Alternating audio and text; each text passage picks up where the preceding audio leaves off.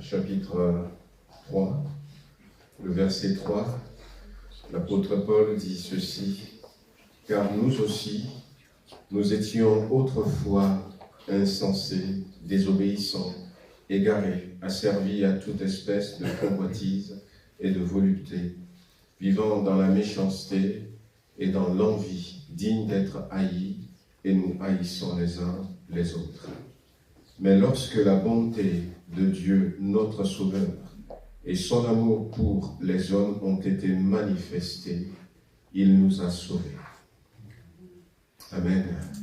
Il nous a sauvés, non à cause des œuvres de justice que nous aurions faites, mais selon sa miséricorde, par le baptême de la régénération et le renouvellement du Saint-Esprit.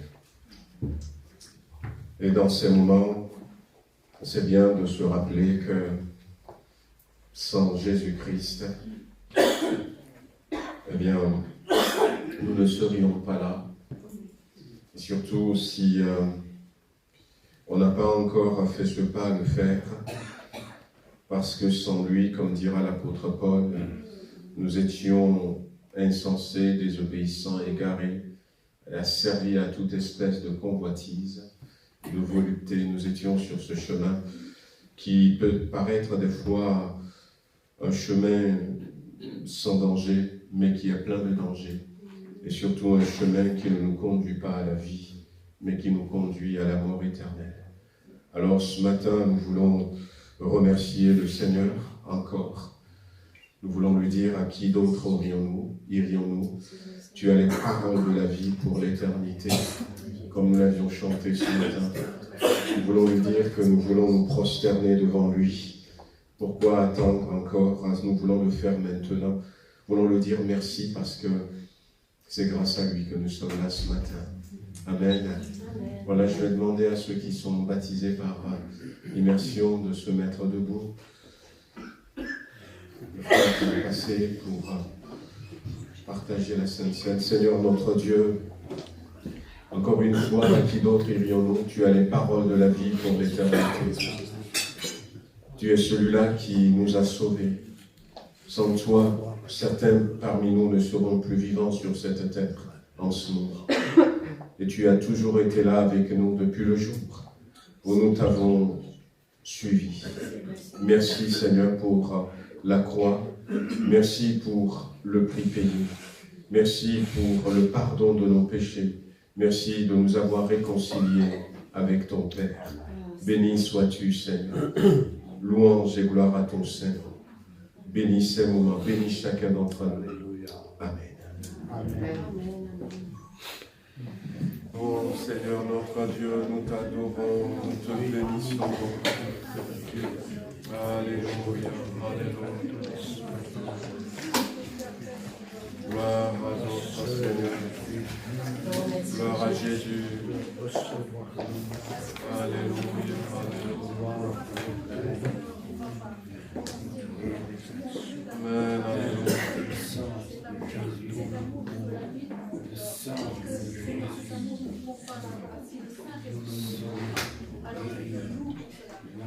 Amen, alléluia.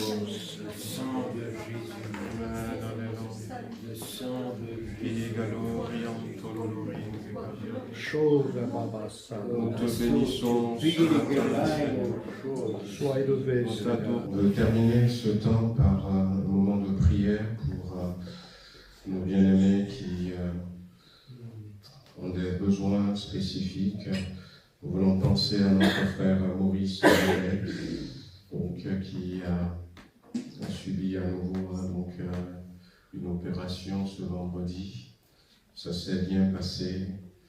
Il est fatigué, un peu affaibli par tous ces médicaments. Mais nous voulons le remettre entre les mains du Seigneur. Amen. Voilà. Nous voulons prier aussi pour notre sœur Sandra, qui a toujours quelques soucis au niveau cardiaque, que le Seigneur pose sa main, que le Seigneur la relève complètement. Amen. Voilà, nous pensons à Zaëd ce matin. Donc notre frère a perdu son papa il y a quelques toujours en arrière. Il est dans une situation qui ne lui permettait même pas de pouvoir aller pour assister. Voilà, ça fait déjà quelques années qu'il a quitté le pays avec l'espoir de retourner. Et quand on est dans cette situation, c'est pas facile. Ça peut même agir sur la santé, mais voilà, que le Seigneur bénisse notre frère. Nous avait marqué aussi Alexandre, donc le frère de Marjolaine. Patrick n'est pas là ce matin, mais voilà, donc avec le Seigneur, il y a encore de l'espoir. Amen. Amen. Au niveau donc de cet œil qui a été opéré, et il arrive à peine à voir, donc il veut l'attendre un peu pour faire une autre opération. Mais nous savons que le Seigneur est capable de redonner la vie. Amen. Il est capable de redonner la vue. Il est capable de changer les organes de notre corps. Amen. Il est capable de nous donner des cellules nouvelles. Donc on veut prier ce Seigneur, ce Dieu merveilleux que nous avons, ce Seigneur que nous chantons ce matin. Ouais, il est présent, il entend nos cris. Ce qui fait qu'une prière est acceptée. Ce n'est pas tant la longueur de la prière, mais c'est la foi que nous y mettons. Amen. Lorsque nous mettons la foi dans la prière, bien le Seigneur l'entend. Il nous a dit, tout ce que vous demanderez en mon nom à mon Père, il le fera. Amen. Voilà, donc on veut peut-être se mettre debout pour ceux qui le peuvent. Il y a peut-être d'autres personnes qui ont des soucis de santé au milieu de nous. Jésus est là ce matin. Amen. Mettons la foi. Et puis, en dehors des soucis de santé, ça peut être toutes sortes de situations que nous traversons. Nous voulons élever la voix et demander au Seigneur de poser sa main dessus. Amen. Seigneur notre Dieu, nous voulons ce matin élever tous ensemble notre voix en faveur de ces bien-aimés que j'ai cités. Tu restes ce Dieu de miracles. Ce Dieu, Seigneur, qui redonne la vue. Ce Dieu, Seigneur, qui fait marcher le paralytique. Ce Dieu qui accomplit des choses qui sont impossibles, Seigneur, à nous les hommes. Et malgré, Seigneur, le verdict des hommes, tu agis encore.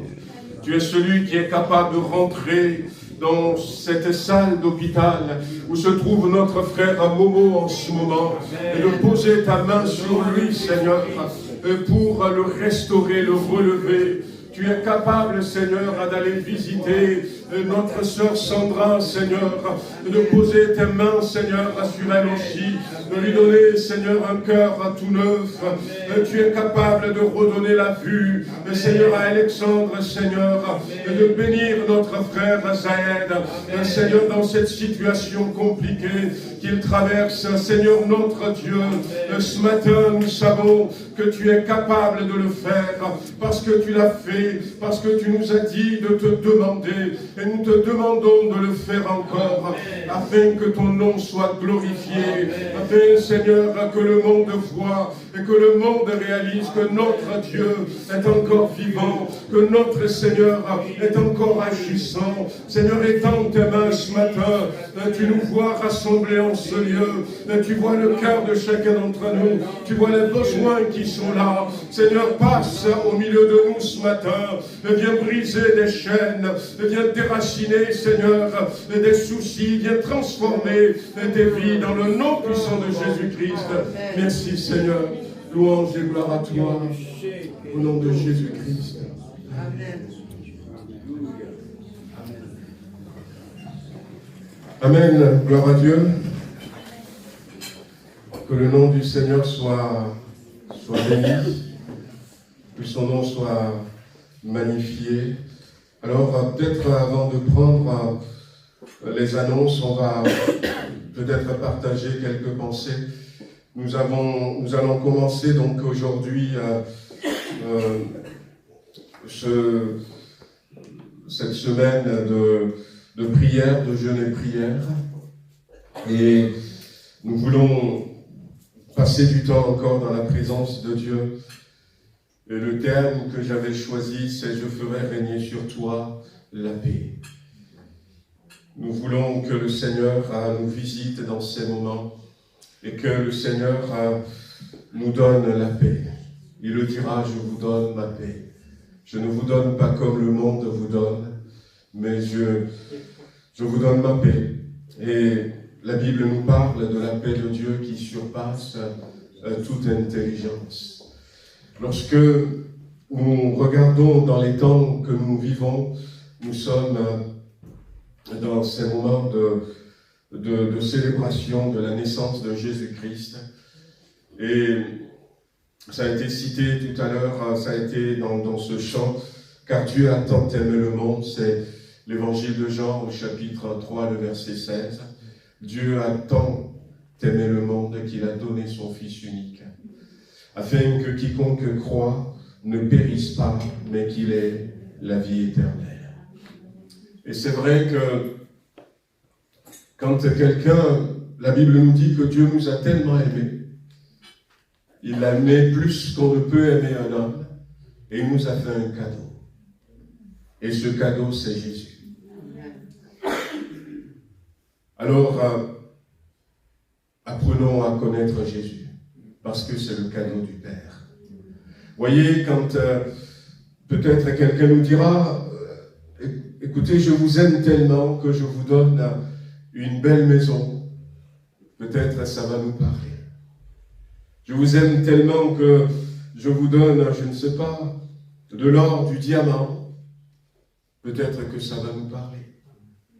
Et à l'époque, dans la Bible, on a quelques exemples où les rois sont capables de donner la moitié de leur royaume à une femme parce qu'ils l'aiment.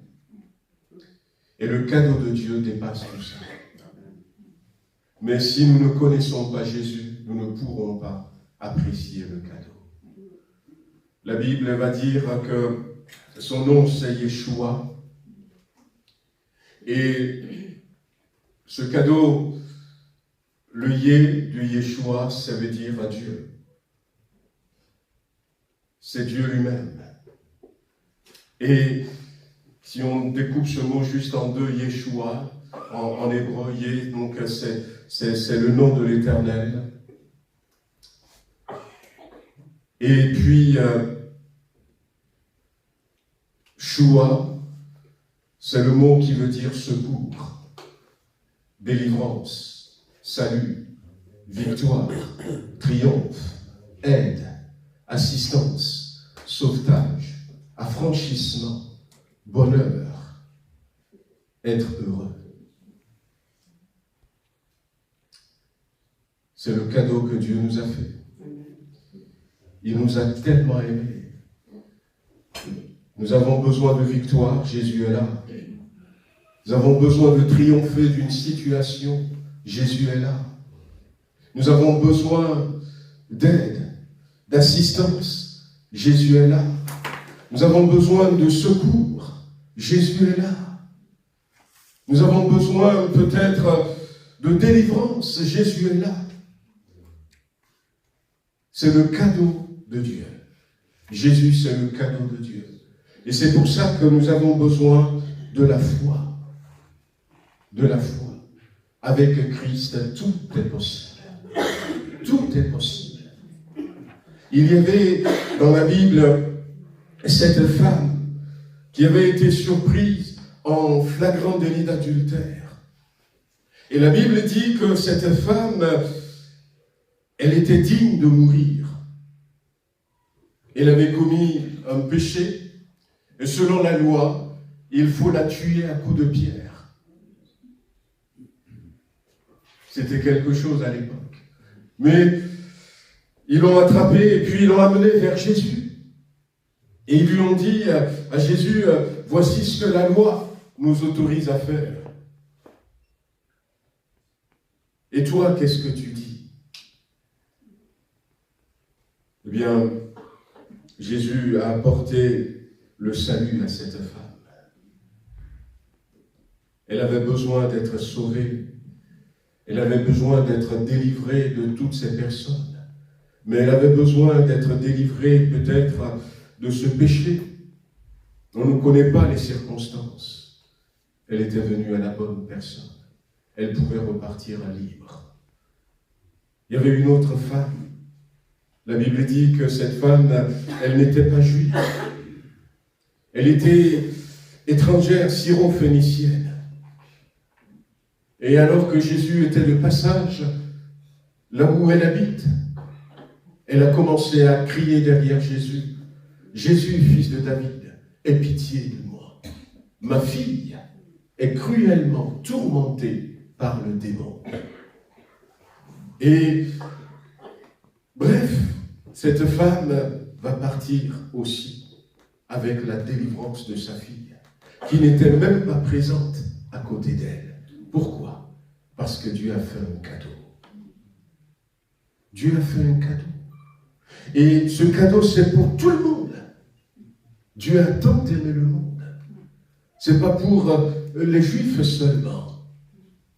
Souvenez-vous, Dieu disait dès le départ à Abraham, toutes les nations de la terre seront bénies en toi.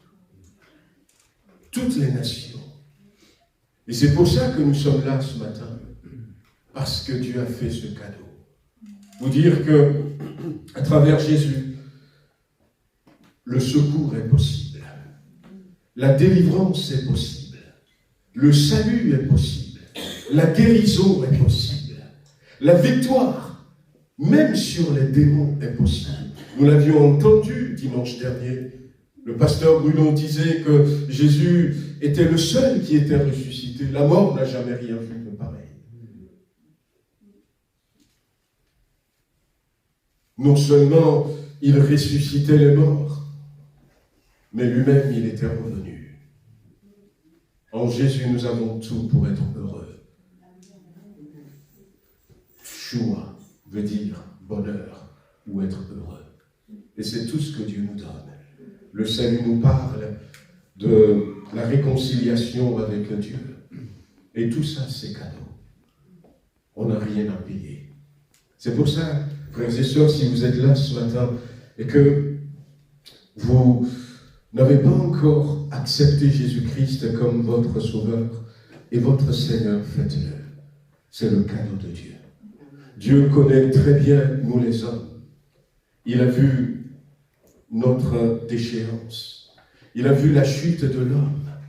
Et il connaît les maux que nous traversons aujourd'hui, les défis qui sont devant nous à relever. Il connaît chaque détail. Mais Jésus-Christ est suffisant. Jésus est suffisant. Alors, bientôt la fête de Noël, mais je vous souhaite vivement Jésus. Amen. Je vous souhaite Jésus. Approchez-vous de lui, donnez-lui votre cœur, attachez-vous à lui, cherchez-le. Et par-dessus tout, ce que le Seigneur veut nous apporter cette semaine, comme je le dis, c'est la paix. La paix. Je ferai régner sur toi la paix. Et la paix, c'est quelque chose d'important. Sans la paix, eh bien, nous ne pourrons jamais avoir la liberté. Lorsque on est troublé, lorsqu'on est inquiet, lorsqu'on est soucieux, mais le Seigneur désire, par-dessus tout, nous apporter la paix. La paix est possible. La Bible dira dans Actes chapitre 9, vous connaissez ce verset, le verset 31. L'Église était en paix dans toute la Judée, la Galilée et la Samarie.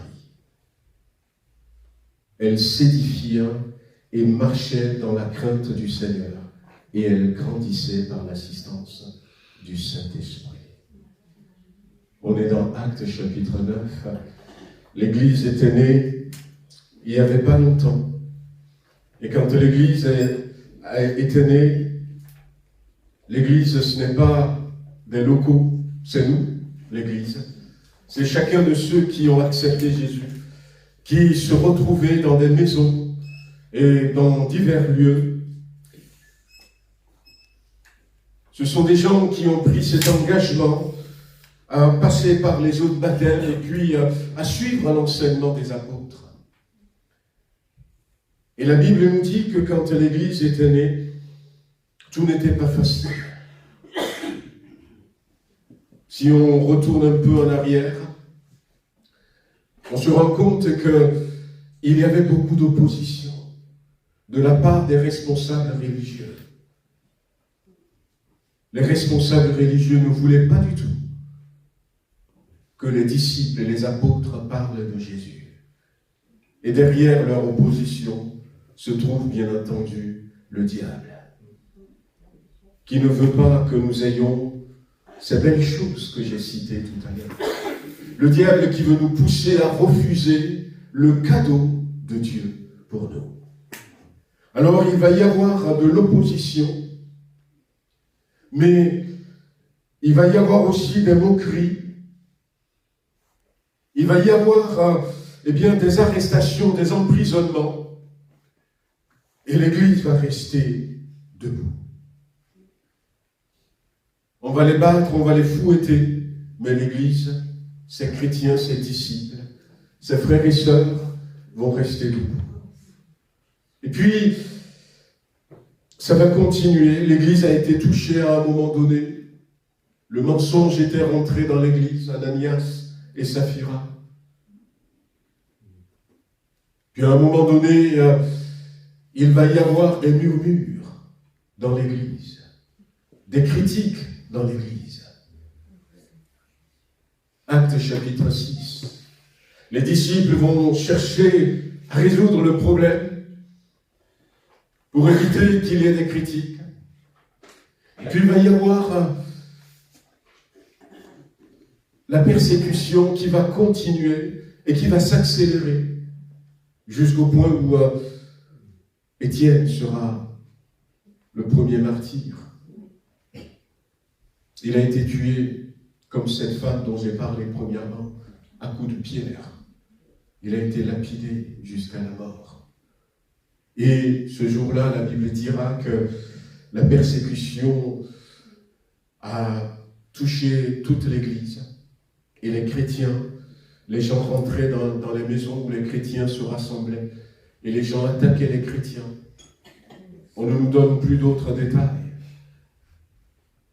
Et les chrétiens se sont dispersés. Ils ne peuvent plus rester ensemble. On les attaquait. Un peu comme ce que j'ai vu au Sri Lanka, où l'Église est continuellement attaquée par les bouddhistes. Et c'est là où on se rend compte que le bouddhisme, c'est pas du tout zen. C'est pas du tout zen, les amis. Quand vous voyez ce qui se passe là-bas, brûler une maison avec le pasteur et ses enfants dedans,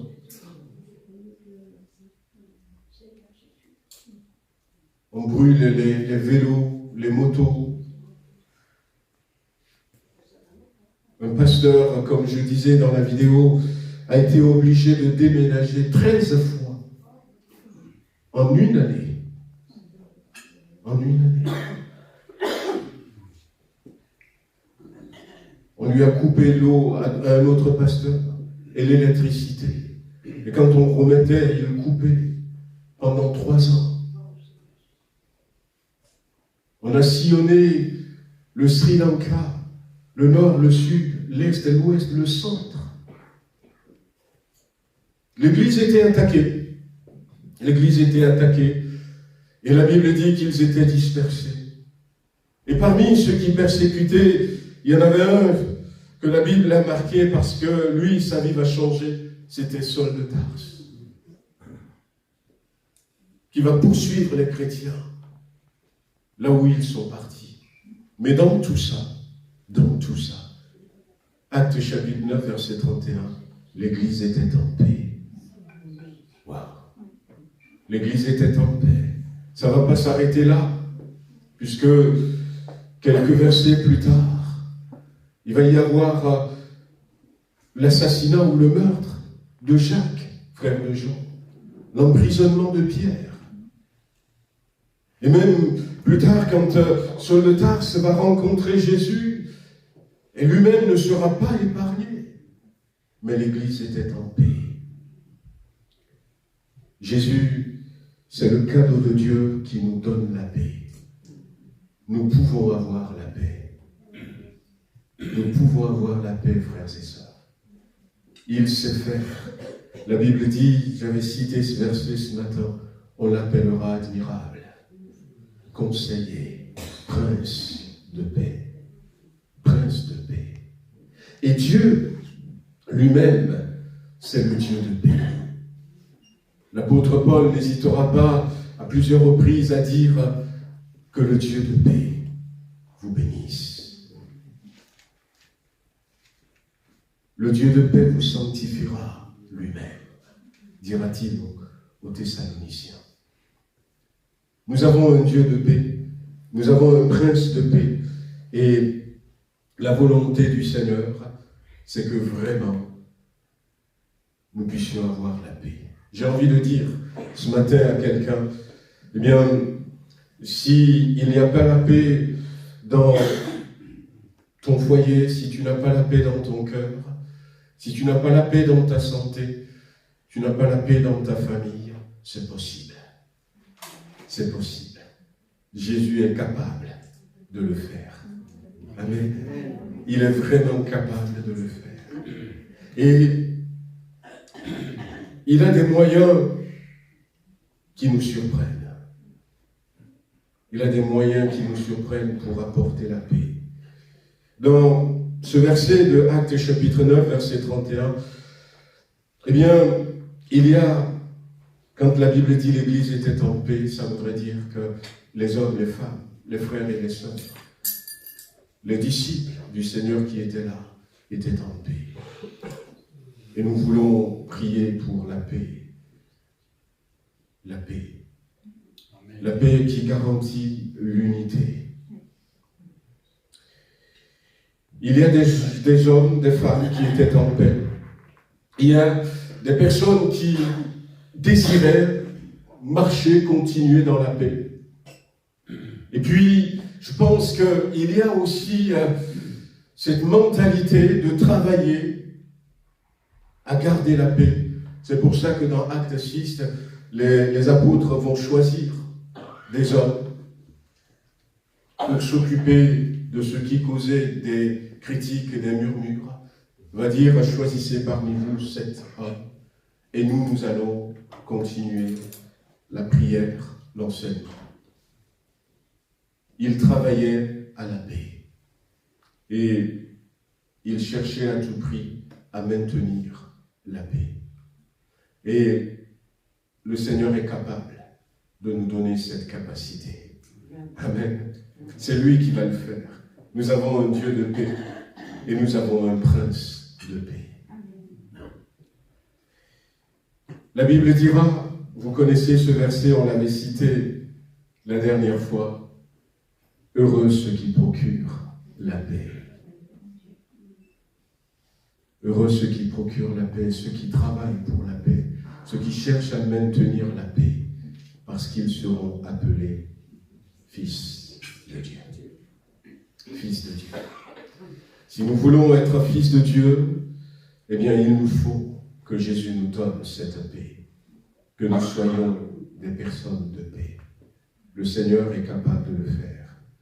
Un jour, Jésus va faire quelque chose. Et c'était étonnant de voir comment il fait les choses, le Seigneur. C'est un témoignage que j'ai raconté la dernière fois. J'en avais un autre, mais l'autre, je l'avais déjà donné. Et puis j'avais pris celui-ci. Il y avait un pasteur que je connais. Je l'avais connu au début de ma conversion, et quand il prêchait cet homme, je me disais, est-ce que je suis vraiment sauvé? Et à la fin, quand il disait, ceux qui veulent donner leur cœur à Jésus, venez, je suis retourné une deuxième fois, une troisième fois. C'était un homme de Dieu formidable, c'est toujours un homme de Dieu formidable. Il vit maintenant en France. Et cet homme de Dieu Il avait prêché en France, il y a longtemps de cela. Et il y avait un autre pasteur qu'il avait trouvé, qui lui a dit, écoute, eh bien, je voudrais organiser une mission pour toi aux États-Unis, dans l'État de Colorado, à Denver.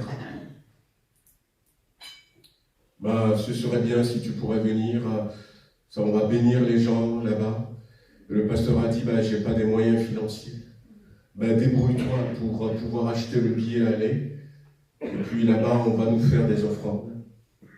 Et tu vas pouvoir racheter un autre billet pour rentrer avec les offrandes. Et puis même, tu auras quelque chose de plus. Alors le pasteur s'était débrouillé, avait pris son billet, aller simple, pour Denver, en Colorado. Et la mission avait eu lieu. Et ce pasteur qui l'avait accompagné, lui, il était venu à part avec son épouse, se sont retrouvés là-bas. Eh bien, il avait expliqué que le frère est venu simplement avec son billet aller simple. Si on peut faire une offrande pour l'aider à retourner, alors les gens ont donné parce que le Seigneur avait béni. Le Seigneur avait béni pendant cette semaine. Et puis le pasteur qui l'avait fait venir et tout, il a pris tout cet argent. Ils sont partis pour revenir en France. Ils ont fait Denver à New York. Et arrivé à New York, lui et sa femme ont abandonné ce pasteur à l'aéroport, sans rien lui donner.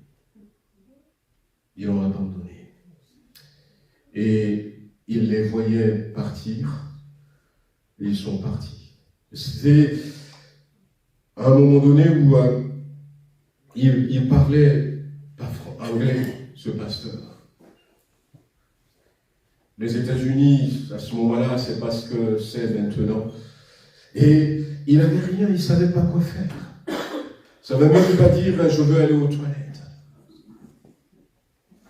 Alors, il était assis sur sa valise et il attendait. Il a attendu. Il ne priait pas forcément, mais il se demandait « mais comment je vais faire ?» Et il est resté là, sur sa valise, de 9h du matin jusqu'à 17h. Et à 17h, alors qu'il était assis dans un coin, regardait les gens qui passaient, il a vu un homme. Un homme au loin, habillé de blanc. Et l'homme le regardait. Et l'homme venait vers lui. Puis plus l'homme s'avançait, il a compris que cet homme venait à lui. Et puis l'homme s'avançait, et il a reconnu le Seigneur, le Prince de paix, Jésus. Le Seigneur, celui qui apporte la délivrance. Et Jésus était avancé jusqu'à lui, là où il était assis. Et là, il le salue et lui dit « Donne-moi ton passeport ».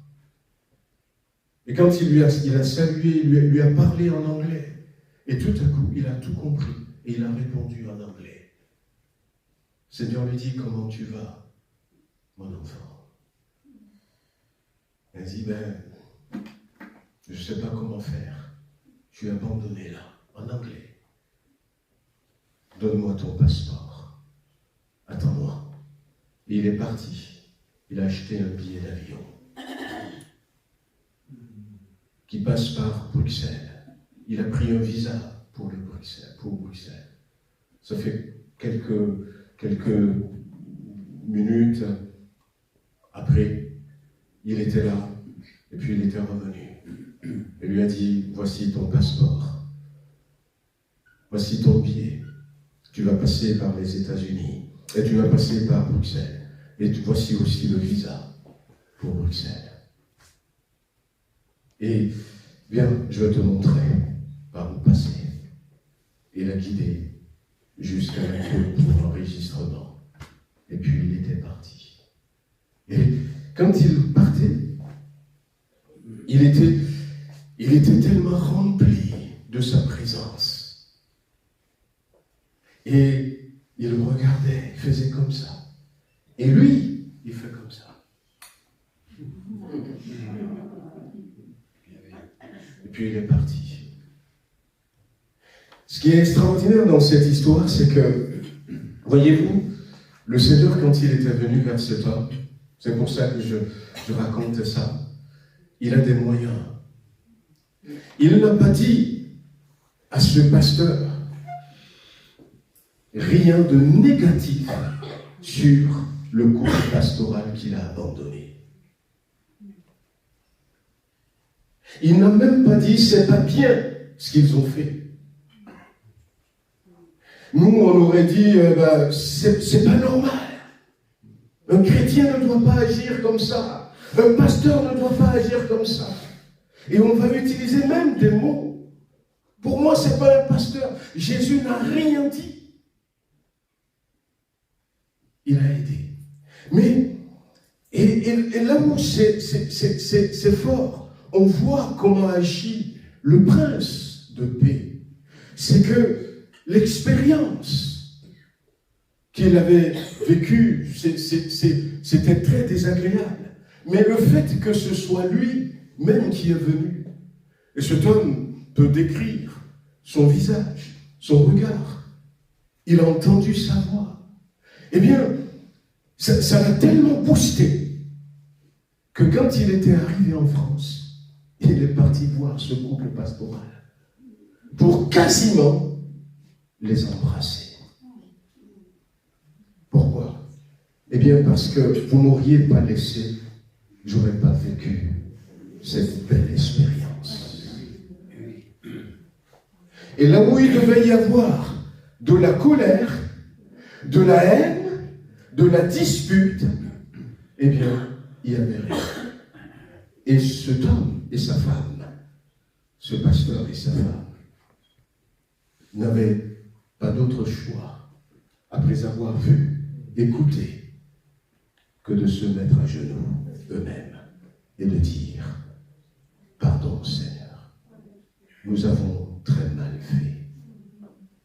Nous avons très mal fait. Nous n'avons pas le droit de faire ça. Pardonne-nous. » Et ils sont restés amis. Le prince de paix. Il y a tellement de situations dans notre monde aujourd'hui qui nous bouleversent, qui met de la séparation, de la zizanie entre nous. Voyez, mais Jésus veut nous donner la paix. Il veut nous amener à la paix. Il a ses moyens de le faire. Il a ses moyens, frères et sœurs. Moi-même, j'ai vécu ça. J'ai vécu ce que je vous raconte. Mais je vous l'ai déjà raconté.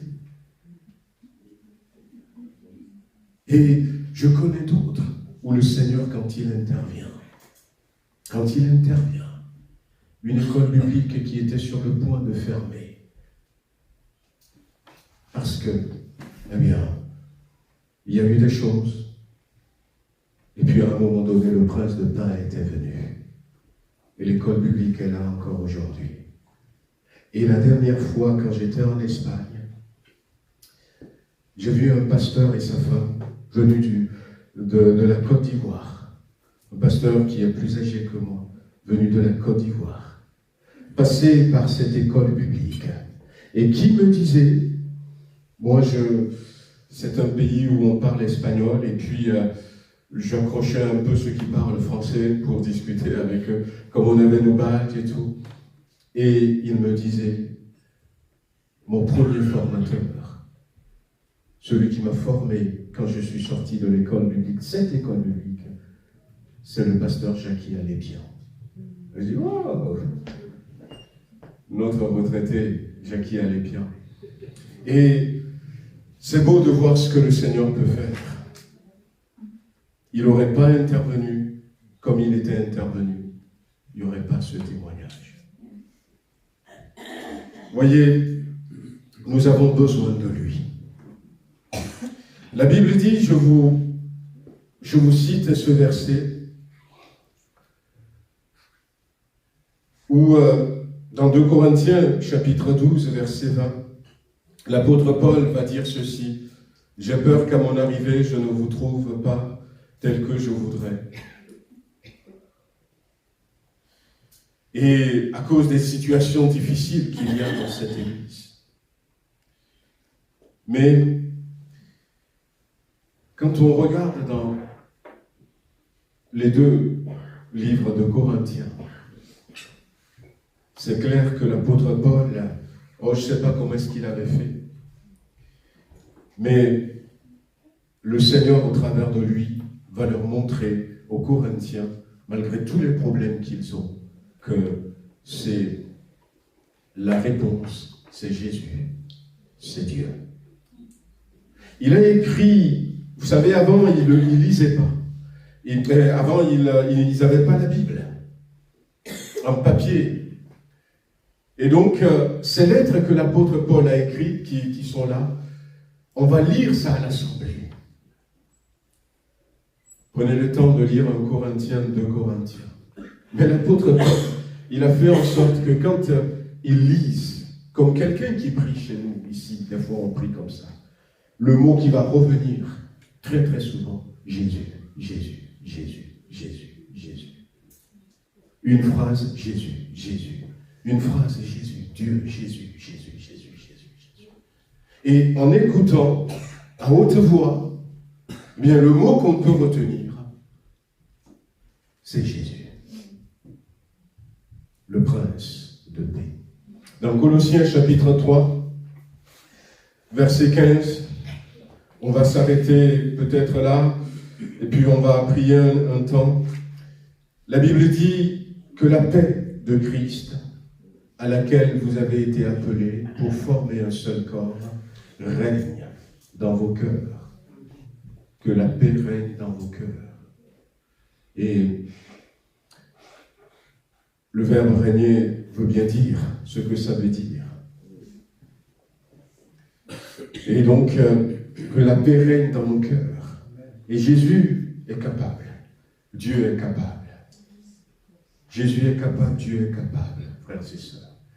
Des situations, excusez-moi le terme, qui sont peut-être complètement pourries. Il est capable de les restaurer. La preuve, il nous a restaurés avec Dieu. Il nous a restaurés avec Dieu. Et donc, ce que l'apôtre Paul dit ici, c'est que la paix doit être comme un arbitre dans notre vie, dans nos choix, dans notre décision. Et nous devons pouvoir décider, juger des situations à travers cet arbitre, la paix. La paix doit nous diriger, la paix doit contrôler la vie du chrétien, et la paix doit même présider la vie du chrétien. Nous sommes appelés à être des artisans de paix. Ouais. Christ est notre paix. Et le monde verra. Et le monde verra. Ils n'étaient pas violents. À aucun moment, là-bas au Sri Lanka, les chrétiens n'ont répliqué. À aucun moment. On ne sait pas ce qui allait se passer. Peut-être qu'il va y avoir des confrontations. Et les autres sont beaucoup plus nombreux. Mais ils sont toujours restés calmes. Ils n'ont rien. Mais ils ne voulaient pas se laisser faire. Ils vont aller en justice. Cette année, il y a un pasteur qui était avec nous, le pasteur Erach, qui est le responsable de la persécution là-bas. Et lui, il va aller en justice. Il nous disait qu'il il y a 7 églises cette année, et 17 églises cette année, qu'il a défendues en justice. Et des fois, il faut se déplacer. La première église où on était, c'est une église qui a été fermée pendant 6 mois et qui a réouvert. Donc, quand finalement, dans un endroit, les hindous, les intimidations réussissent à fermer une église, alors ils vont devant les tribunaux. Ils disent, nous ne voulons pas les attaquer, mais nous voulons défendre notre droit. Nous voulons le faire parce que si nous ne défendons pas les églises, d'ici une génération, il n'y aurait plus d'église au Sri Lanka. Et là, c'est vrai. Mais sans rien faire pour attaquer. Et ils grandissent. Ils grandissent. Ils sont presque 23 millions de la population du Sri Lanka. Et les églises des Assemblées de Dieu que nous avions visitées prioritairement, ils sont 92 000. 92 000. Nous, les Assemblées de Dieu, on doit être entre 40 et 45 000. Voyez-vous, donc, et ils progressent. Ils progressent. Lorsqu'il y a la paix, lorsque nous sommes des artisans de paix, eh bien, l'Église grandit. L'Église grandit parce que la Bible dit que l'Église s'édifiait et marchait dans la crainte du Seigneur et s'accroissait par l'assistance du Saint-Esprit.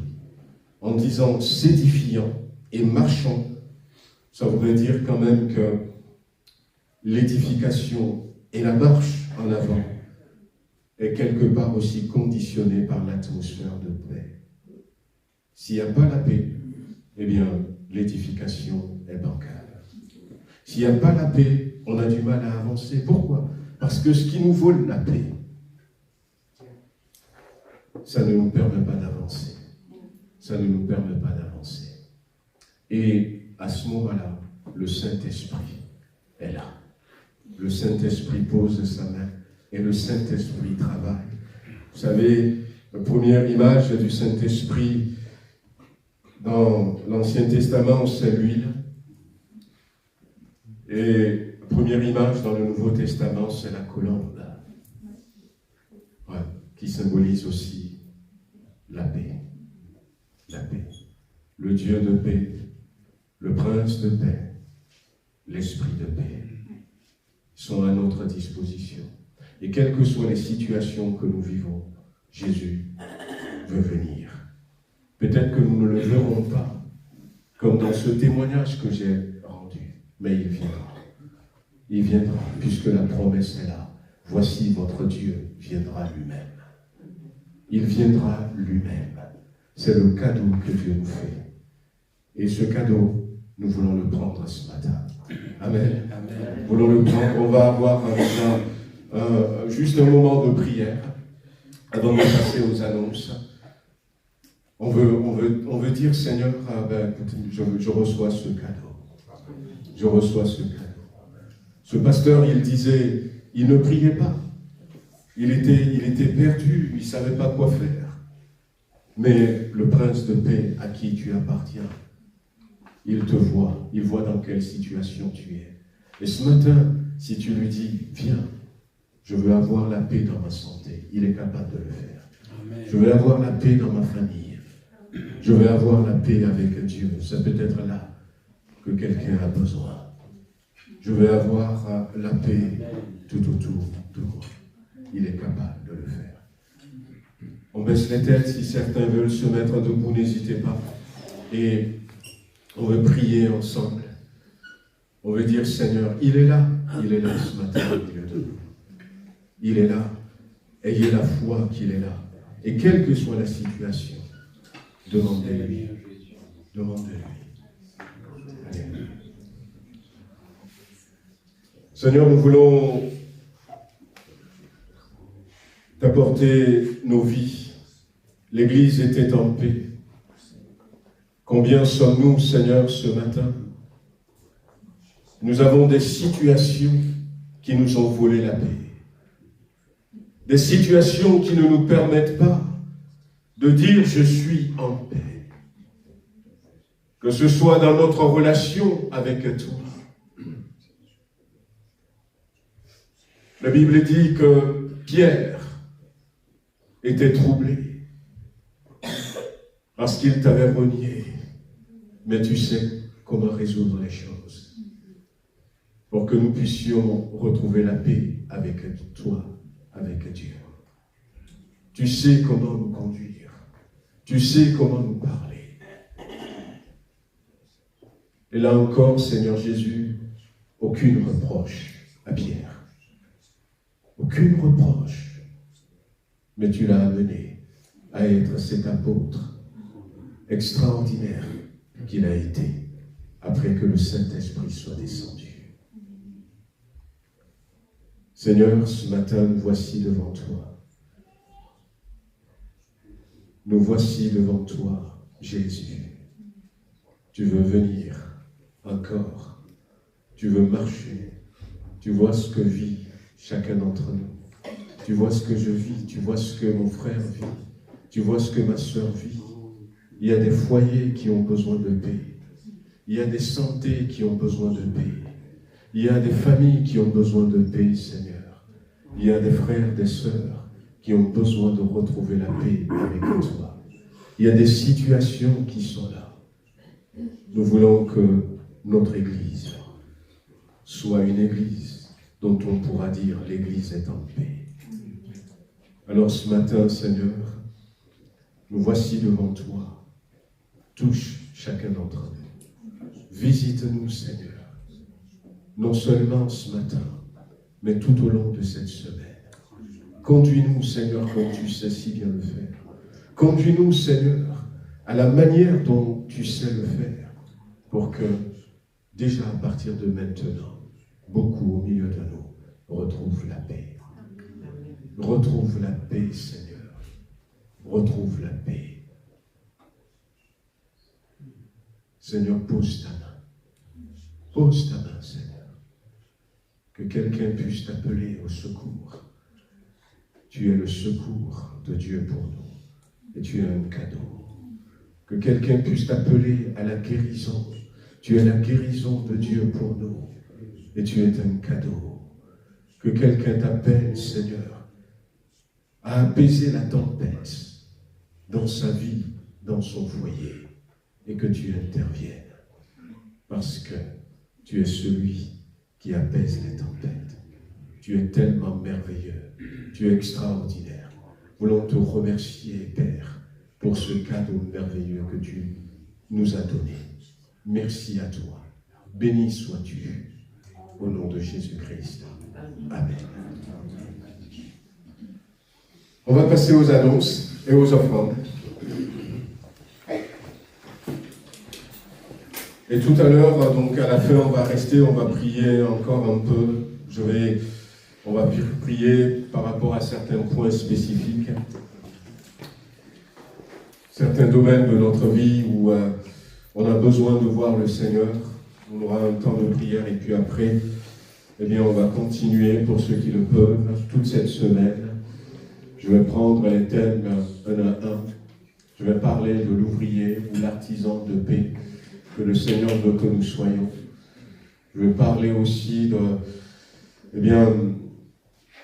ces situations difficiles qu'on peut traverser, comment avoir la paix. Et puis on va surtout prier.